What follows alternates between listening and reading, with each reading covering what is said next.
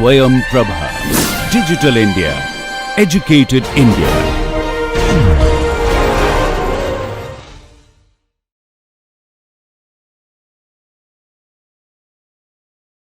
So this is lecture 12 in our course, and we start the last chapter on eigenvalues and eigenvectors of matrices and linear transformation.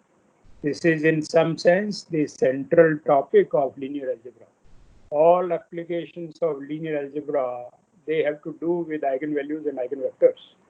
And whatever preparation we have done so far in the course, it is to understand this chapter on eigenvalues and eigenvectors. We will study them for matrices and also for linear transformations. One has to understand both the concepts. Okay? So let us start. I want to first give a motivation for eigenvalues and eigenvectors, how they arise. First, of course, they arise in many applications: physics, engineering, and technology, computer science. They are there everywhere. Every engineering branch needs eigenvalues and eigenvectors. But one of the places where first they arose first are while solving differential equations. So let us consider two ordinary differential equations. Ordinary differential equations are those which don't involve partial derivatives. Okay, we will consider differential equations with two functions. Okay, these are coupled ordinary differential equations: dv over dt. Yeah, v and w are functions of t. They are differentiable functions of t, and the derivative of the first function is 4v minus 5w. Okay, derivative of the second function is 2v minus 3w. So they are coupled, just like linear equations in many variables are coupled equations. Here also we have two first order ordinary differential equations where two functions are involved, and we are given the values of these two functions at time t equal to 0. v0 is 8 and w0 is 5. And we want to solve for v and w. Okay. So initial values are prescribed. So we say it's a initial value problem. Okay. And the unknown functions are v and w. They are specified at t equal to 0. Initial values of v and w are specified. And we want to find v and w for every t. Okay? For every time in future, we want to understand how v and w are dependent on t. Okay. Now, obviously, we can write these in matrix form. This is the matrix form. Look at the column vector where the components are v and w. We can consider vector spaces of functions, right? We can consider vector space of functions. So I can consider this column vector whose first component is the function v and second component is w. And I regard this vector as ut. This is a vector of functions v and w. I write this as ut, and I can write derivative of this vector as derivative of each component. Just like position vector can be differentiated to give you velocity vector, and it has three components, and then acceleration vector can be gotten by differentiating the velocity vector, all the three components. Okay, so just like that, this vector of functions has derivative. The first derivative is obtained by taking derivative of vt and wt. Okay, and this function, this vector of functions has value 8, 5 at t equal to 0. So this is the ordinary vector in the plane, and that is the value of this vector of functions. And the matrix is 4, 2, minus 5, minus 3. These are the coefficients here of v and w. So if we set this notation, then the coupled equations can be written in matrix form. du over dt is au. Okay, where u equal to u0 at t equal to 0. Yeah, and so u0 is this, right? So we have converted these two coupled first order differential equations into a matrix equation. Du over dt is a u is a column vector. Here A is this matrix, and we want to find u at all times. Okay, so let us see how we are going to do this. So just like we have, suppose we have one differential equation of one variable and one function. It is not coupled. Du or dt is a u with u equal to u0 at t equal to 0. Then we know how to solve this equation. Ut is equal to e to the power at times u0. That is the solution of this equation. You just differentiate and check that it is equal to au. Okay, and u0, if you put t equal to 0 in this equation, t equal to 0 in this equation, e to the power at is 1, and so u0 is u0. This is checking. So for if you have one variable equation, differential equation of order 1, then the solution involves exponential function. This number a is going as a multiple of t, e to the power at u0. Okay, so one variable equation we know. Now we want to try similar solution for coupled equations. So let us say that Vt is equal to e to the power lambda t times y. So this is just copying this e to the power at.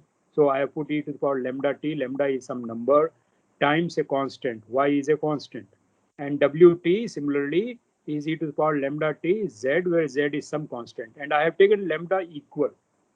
Okay, and we will see whether we can find out with equal lambda, right? So we are just guessing here that the coupled equation may have similar solution, similar looking solution. So how to see whether these are solutions? Well, substitute v and w into the equation, vector equation.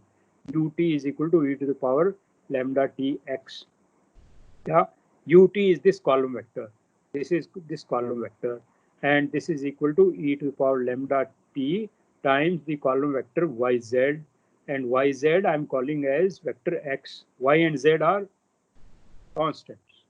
Okay, so therefore I'm writing this ut, which is a vector of functions, equal to this vector of functions where the first component is e to the power lambda t x, second y, and second component is e to the power lambda t times z. Okay, now we substitute this vt and wt into the differential equation. First differential equation, yeah, if you put it in first differential equation, du over dt, dv over dt is e to the power lambda t times lambda times y, and this is dv over dt. I mean dw over dt is lambda e to the power lambda t times z. Okay, and the right hand side, remember this was in terms of v and w with coefficients 4, -5, 2, -3. So I get these equations. But now you notice e to the power lambda t is present in every term here, and e to the power lambda t is never 0. So I can cancel. Yeah, e to the power lambda t can be cancelled. Once you cancel this, the rest are two equations in two unknowns. Yeah, so we get these two equations in two unknowns y and z. For lambda also we have to determine, right? But think of this as for a given lambda, the unknown quantities are y and z, and these two simultaneous linear equations can be solved, right? The coefficient matrix is invertible, so there is a unique solution in terms of y and z. Yeah. So, but this can be written as ax equal to lambda x. Remember, a is 4 minus 5 and 2 minus 3. X is the vector yz. Okay, and the right hand side is lambda y, lambda z. Okay, y and z are unknowns. So I have this matrix equation: a times this vector x is equal to lambda times x. Ax is equal to lambda x. Okay, x is a vector. X is a vector. So what is really going on? This matrix give rise to vector valued functions from R2 to R2. And here is my vector x. It is being mapped to a multiple of x. So lambda could be 0 or lambda could be non-zero. Yeah. So if lambda equal to 0, then every vector x is mapping to 0. Yeah. So ax will be equal to 0. But you see, A is a invertible matrix that will say x equal to 0. Right? If lambda is not equal to 0, then I get that lambda x is not equal to 0. A non-zero vector is mapping to a non-zero vector lambda x. It's a multiple of x. Okay. So if I take E1, then it is mapping to lambda E1. If I take E2, it is mapping to lambda E2. If x was equal to E1, then E1 will be mapped to lambda E1. If x was E2, it will map to lambda E2. So the line which is passing through x is mapped to the line which is passing through x under the action of A. Yeah. So if I take line passing through x and the origin, it is mapped to itself under the action of A. Take the linear transformation TA from R2 to R2, and this TA maps this line L to the same line L. Okay. Yeah. So the matrix A gives rise to a linear transformation from R2 to R2. That linear transformation is mapping a line to itself. Okay, that is the meaning of Ax equal to lambda x. So that is the equation we get. Okay. Now this is the fundamental equation for this chapter. Yeah, to find out all lambda and all x so that Ax equal to lambda x. And once we solve this equation, then we go back and substitute into this equation, and we can solve the system of differential equations. Right? Y and z can be found, lambda can be found. Okay. So let us approach this general problem. Think about when is it possible that there is a vector x so that Ax equal to lambda x. This is not always true. Yeah? You may not be able to find an x which is mapped to lambda x. We will see an example very soon. Okay. But in many situations, you can find lines which are mapped to the same line. And the vectors which are along those lines, these vectors along these lines, these are non-zero vectors. They are called eigenvectors, and lambda is called eigenvalue. This lambda is the scaling coefficient. Yeah, the vector x is scaled to lambda x, and lambda is the scaling factor. So scaling factor is called the eigenvalue, and this vector x is called eigenvector of A. Okay, but so whenever you have a n by n matrix, we can consider complex matrices, real matrices, or matrices over field of rational numbers. And suppose I have a lambda which is in the same field of scalars, yeah, and an x which is a vector, so that Ax equal to lambda x. Then we say lambda is an eigenvalue of this matrix, and x is an eigenvector corresponding to the eigenvalue lambda. Okay.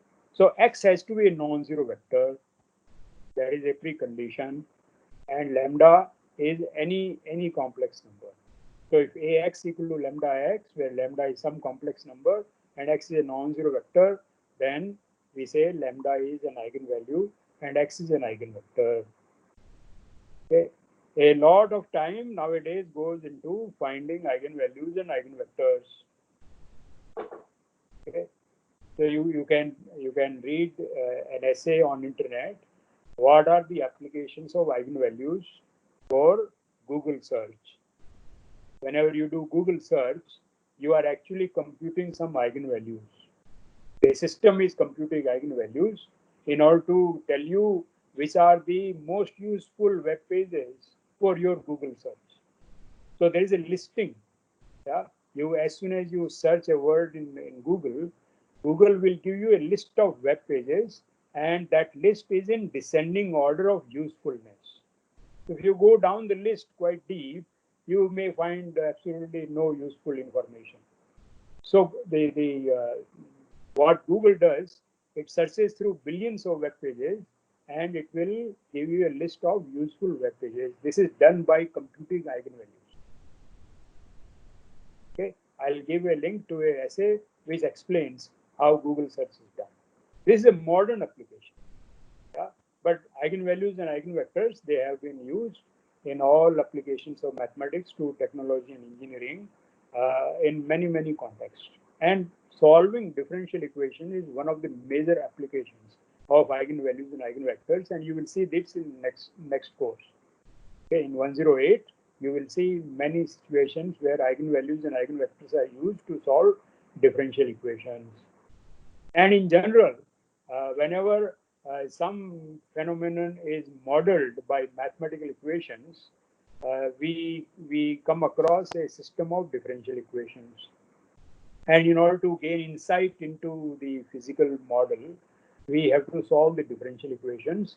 But solving differential equations is a rather tedious task. So in practice, they will set up the differential equations, but they will linearize the differential equations and reduce the problem of solving differential equations to a system of linear equations, just like we did here. This is a system of linear equations. It came from solving two differential equations in two functions. Yeah, we did this transformation. Yeah, we guessed the solutions and we reduced the problem to finding an x so that ax equal to lambda x.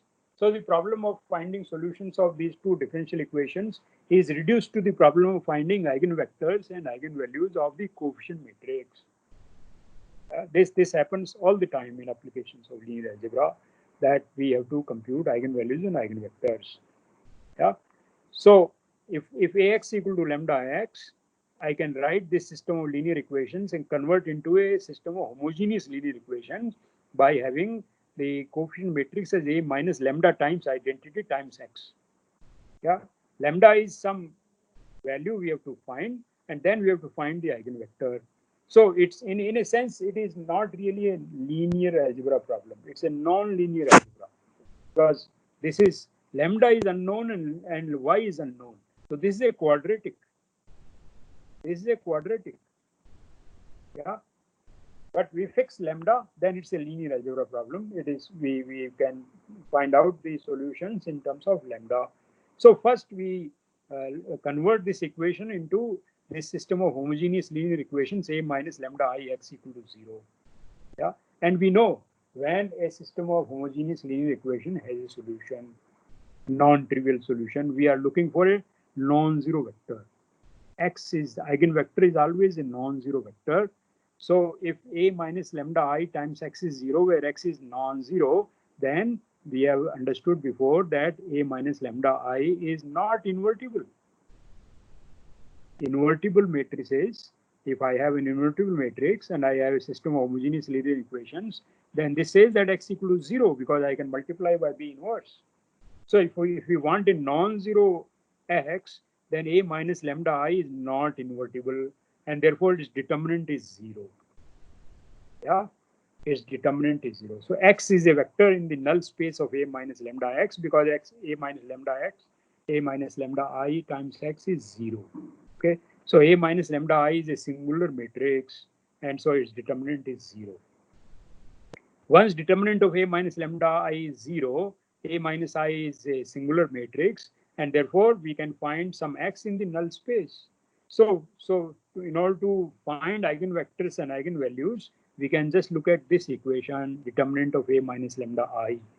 Okay, this is a polynomial in lambda of degree equal to the order of this matrix. Suppose A was this 2 by 2 matrix. Yeah, A is a 2 by 2 matrix. Let us say 1, 2, 3, 4, and then I take lambda times I. Okay, that is equal to 1 minus lambda, 2, 3, 4 minus lambda, and take its determinant. So 1 minus lambda times 4 minus lambda minus 6 equal to 0. So I get lambda square, and then minus 4 lambda minus 5 plus 4 minus 6. So lambda square minus 5 lambda minus 2 equal to 0. So I get a quadratic equation in lambda. Yeah, its solution may be real, they may be complex. Lambda may turn out to be complex. Even if the matrix A is a real matrix, lambda may turn out to be complex. because lambda for the case of 2 by 2 matrix, lambda is turning out to be a root of a quadratic equation, and a quadratic equation can have complex roots. Yeah. So this lambda, which we want to call eigenvalue, right? It may turn out to be complex, but there is a restriction. When we say lambda is an eigenvalue and A is the matrix and X is the eigenvector, our field of scalars have to be fixed beforehand. We can't change in the course of our discussion. We cannot change the field of scalars. So you want to remain within the world of real matrices, and suppose lambda turns out to be complex always, then A will have no eigenvalue. You regard A as a complex matrix, then lambda is an eigenvalue. So every 2 by 2 complex matrix, here this calculation shows every 2 by 2 complex matrix has a eigenvalue, and it may be a complex number. Okay, yeah. So lambda is an eigenvalue of A if and only if determinant of A minus lambda I equal to 0. And so this polynomial of degree n, if A is a n by n matrix, determinant of A minus lambda I, this is a polynomial of degree n. This is called the characteristic polynomial. Okay. So every matrix A has a characteristic polynomial associated with it, and the degree of this polynomial is equal to order of the matrix. If my matrix is n by n, determinant of A minus lambda I is a polynomial in lambda of degree n. Okay, and in our case, this is the characteristic polynomial, determinant of A minus lambda I, and the roots in this case, fortunately, are lambda equal to -1 and lambda equal to 2.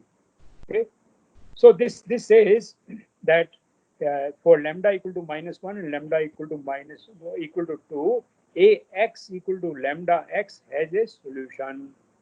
So these are the scaling factors. Yeah, these are the scaling factors. If x is mapped to lambda x, the entire line which is passing through x and the origin is also mapped to the same line. But there is a scaling factor lambda. So the characteristic polynomial, the roots of the characteristic polynomial tell you that there are only finitely many scaling factors possible. You can't, the scaling factor cannot be arbitrary. Lambda cannot be arbitrary. It is a root of a degree n polynomial if A is a n by n matrix. And there is a fundamental theorem of algebra which says that if I have a polynomial of degree n with complex coefficients, then it has n roots counted with multiplicity. Okay, so eigenvalues are roots of the characteristic polynomial, and for each eigenvalue I can find out the corresponding eigenvector. So put lambda equal to -1, then I have to solve Ax equal to -x. Take lambda equal to 2, I have to solve Ax equal to 2x. These are homogeneous equations. Convert them into homogeneous equation, use Gauss elimination, and find out the values of x which are possible. So you will find all possible vectors x so that lambda is -1. Second equation, if you solve, find out all x so that Ax equal to lambda x. So these x's, they form a subspace. So lambda equal to -1 leads to this system of linear equation. We can solve and get that this is A times 1 transpose for any non-zero A is an eigenvector for lambda equal to -1. Okay. Similarly, for lambda equal to 2, any scalar multiple of the vector 5, 2 is an eigenvector. Okay. So there are two directions. 1 is one direction. Okay, and 5, 2 is another direction. 5, 2 is another direction. 5, 2 is another direction. So there are two directions in the plane, so that this matrix A, the matrix A is a transforming vectors from R2 to R2. So it says that when I think of the function which is induced by A, the linear transformation which is induced by A from R2 to R2, then this line is mapped to itself, and this line passing through 5, 2 is also mapped to itself. And these are the only two lines which are mapped to themselves. There are no other lines which are mapped to themselves. Okay, yeah. So the direction of the lines which are mapped to themselves, these are called the eigenvectors, and the scaling factor is the eigenvalue. Okay, so for the coupled system of differential equations, we reduce the problem to finding lambda so that ax equal to lambda x, and we solve this. This turned out to be first eigenvector. This turned out to be second eigenvector. So ut is equal to e to the power minus t equal to minus 1. Lambda is equal to minus 1. So e to the power lambda t times yz. This is e to the power lambda t, lambda equal to 2 times yz. And so therefore these are the functions. V equal to, so V equal to e to the power minus t and plus 5 e to the power 2. Okay. So if u1 and u2, this will give rise to solutions. u1 and u2 are solutions of differential equations. Then their sum is also a solution. And there you can take scalar multiple of u1 and u2. They will also be solutions. So this is one solution. I multiply by c1. This is another solution. I multiply by c2. Then this is also a solution of the same coupled system of differential equations where lambda 1 equal to minus 1 and lambda 2. Okay, and c1 and c2 are arbitrary real numbers. X1 is any eigenvector for lambda 1. X2 is any eigenvector for lambda. So we started with a coupled system of differential equations of order 1 where two functions are involved, and we reduce this to problem to finding eigenvalues and eigenvectors of the coefficient matrix, and then we found the general solution of this differential equation, right? So the parameters c1 and c2 I can find by simply putting t equal to 0. So u of 0 is equal to c1 x1 plus c2 x2. X1 and x2 are eigenvectors, and u0 I know. U0 comes from the initial conditions. Initial conditions were v0. Yeah, v0 was correct. V0.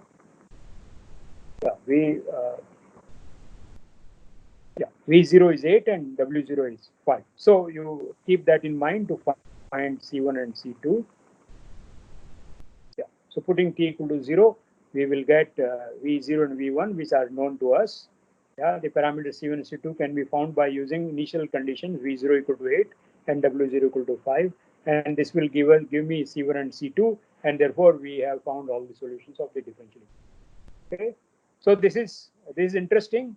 A problem which is arising in differential equations is reduced to a problem about solving simultaneous linear equations and finding eigenvalues and eigenvectors of a 2 by 2 matrix. And you can imagine now this can be done if you have n ordinary differential equations with n functions. I can set up a n by n coefficient matrix and guess the solutions and find out the eigenvalues and eigenvectors of an n by n matrix. Yeah, but the catch is that when we find the characteristic polynomial, it's a degree n polynomial. So the problem remains a nonlinear problem. Yeah? Finding eigenvalues, eigenvectors is a nonlinear problem, and it is amounting to finding roots of a degree n polynomial. Finding roots of degree n polynomial is a complicated problem because for quadratic and cubics we can solve. For quartic equations also we have exact formula for solutions, but beyond the quartic equations we have to use numerical methods to find out the roots. Okay, so there are very, very effective methods to find out the eigenvalues and eigenvectors, and in practice they work. Yeah, although we find approximate eigenvalues and eigenvectors, but in practice they do give us whatever we get. Yeah, so let me define rigorously now. I have been talking a bit loose about eigenvalues and eigenvectors. Let me define rigorously what it is. So our field of scalars has to be fixed in order to fix a vector space. So suppose field of scalars is R or field of scalars is C. Field of scalars could be other fields also, like field of rational numbers. Okay, but you fixed a field of scalars, and then we talk about matrices where the entries are in this field of scalars, and then we define eigenvalues and eigenvectors, of linear operators also. Okay, so let V be a vector space and T from V to B a linear operator. So it's a linear transformation from V to V. Then we say it's a linear operator. Yeah, the field of scalars is fixed. A scalar in the field of scalars that is said to be eigenvalue of this linear transformation if there is a vector V so that TV equal to lambda V. This is exactly same as finding AX equal to lambda X. Yeah, if we are given a matrix A is give rise to a linear transformation TA from R2 to R2. So it's a linear operator from R2 to R2, and finding this X means finding a vector in R2 so that TV equal to lambda V. So the one-dimensional space which is passing through V is mapped to itself because V is mapped to lambda V. Right? Every vector on this linear span of V is mapped to its constant multiple lambda V. So the one-dimensional space is mapped to itself. There is a scaling factor lambda. So this lambda is called the eigenvector, eigenvalue, and V is called an eigenvector of this linear transformation. And keep in mind that the scalar has to be taken from the field of scalars. So you may have real matrix like we came across. Sometime we come across a 2 by 2 real matrix, and then this real matrix give rise to a characteristic polynomial which has no real solutions. Then we cannot say that this matrix has eigenvalues. Eigenvalues, if we are working with real matrices and our field of scalars is real, then the eigenvalues have to be real because we have to find out vectors in R2, okay, which are mapped to a scalar multiple. But if lambda is not real, I can't get lambda V to be a real vector. Okay, so that's why lambda has to be in the field of scalars, and V is called eigenvector with eigenvalue lambda.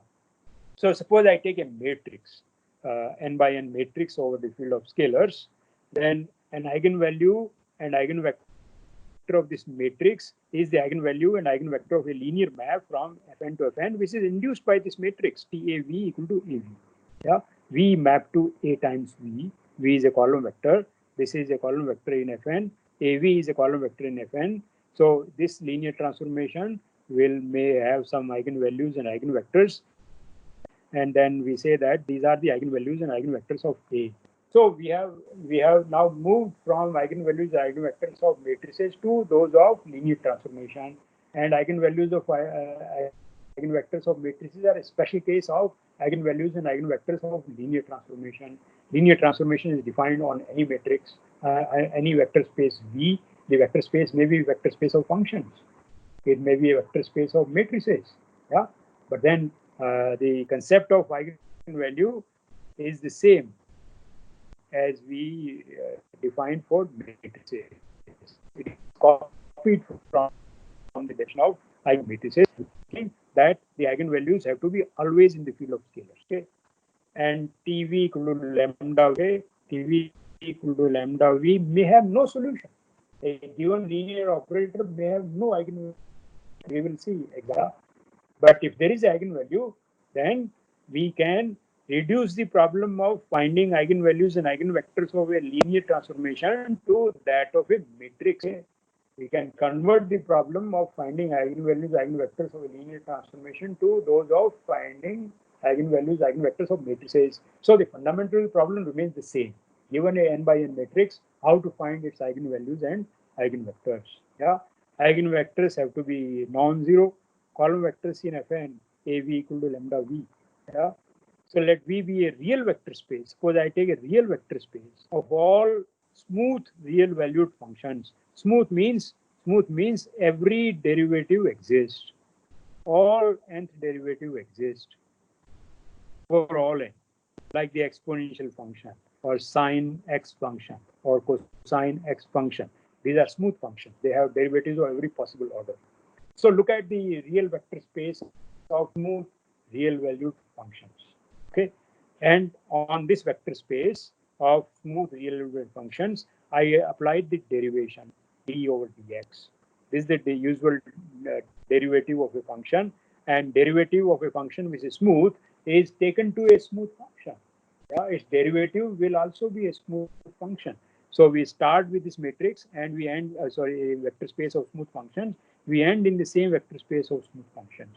So in order to define eigenvectors and eigenvalues, we must have a linear operator. The derivative function is a linear transformation. Yeah? But you see, we know that derivative of e to the power lambda x is lambda times e to the power lambda x. So lambda is an eigenvalue and e to the power lambda x is eigenvector. Yeah, because this is my function. This is the element of the vector space. E to the power lambda x is the function, and it is being multiplied by lambda under the action of this linear transformation, which is differentiation. Differentiation is a linear map from v to v, and it maps this function to a scalar multiple of this function. Yeah? So, but this is a non-zero function. E to the power lambda x is a non-zero function. So this function e to the power lambda x is an eigenvector with eigenvalue lambda. Okay. Yeah. So this is the new interpretation of exponential functions, that they are eigenvectors with eigenvalue lambda of the differentiation operator acting on the vector space of smooth real valued functions. Yeah, let's take a diagonal matrix with scalars lambda 1, lambda mu 1, mu n on the diagonal, and then we will have this notation for diagonal matrix DIAG mu 1, mu 2, mu n. This is a good notation for a matrix whose diagonal entries are mu 1, mu 2, mu n, and other entries are all 0. Okay. So let us understand what is the meaning of eigenvalues and eigenvectors of a diagonal matrix. So if I have this diagonal matrix, then let me take a simple example, lambda mu, this diagonal matrix. Then when I apply this on the first basis vector 1, 0, I get the first column vector. This is lambda 0, and this is lambda times E1.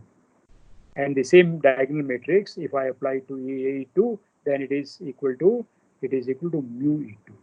So lambda is an eigenvalue, E1 is eigenvector, mu is an eigenvalue, E2 is eigenvector. Okay. So eigenvalues turned out to be the diagonal entries of this diagonal matrix. So if I have diagonal matrix, then I see immediately what the eigenvalues are. And that is because eigenvalues are roots of the characteristic polynomial a minus lambda x. A minus lambda I, sorry, a minus lambda I.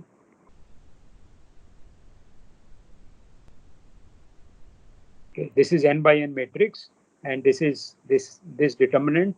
What is this determinant? This is equal to determinant of a equal to mu 1, mu 2, mu n minus lambda, 0, 0. Determinant of a diagonal matrix is the product of its diagonal entries. Mu 2 minus lambda, mu n minus lambda, and characteristic polynomial is this. And so this says that lambda equal to mu 1 or mu n. So the diagonal entries are the eigenvalues, and the corresponding eigenvectors are the standard basis vectors. These are the eigenvectors. Okay. Yeah. So now suppose I have a linear operator from a vector space, and lambda is a scalar. Then look at all vectors so that TV is equal to lambda v.